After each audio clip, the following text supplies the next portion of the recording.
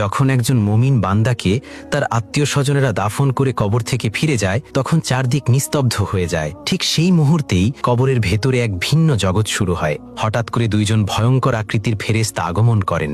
একজনের নাম মুনকার, আরেকজনের নাম নাকির। তারা বজ্রকণ্ঠে বলেন, তোমার রব কে? মুমিন বান্দা কাঁপতে কাঁপতে উত্তর দেয়, আমার রব আল্লাহ। এরপর ফেরেশতারা আবার প্রশ্ন করেন, তোমার দিন কি? সে শান্তভাবে বলে, আমার দিন ইসলাম।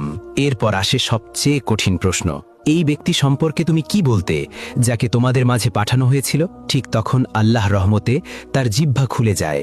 সে বলে, তিনি আল্লাহ রসুল সাল্লাল্লাহু আলাইহি ওয়াসাল্লাম। সুবহানাল্লাহ। তখন ফেরেশতারা বলেন, তুমি সত্য বলেছ। এরপর হঠাৎ করেই কবর প্রশস্ত হয়ে যায়। জান্নাতের একটি দরজা খুলে দেওয়া হয়। সুগন্ধি বাতাস প্রবাহিত হতে থাকে। অবশেষে তাকে বলা হয়, শান্তিতে ঘুমাও কিয়ামতের দিন পর্যন্ত। আর তার কবর হয়ে যায় জান্নাতের বাগানসমূহের একটি বাগান।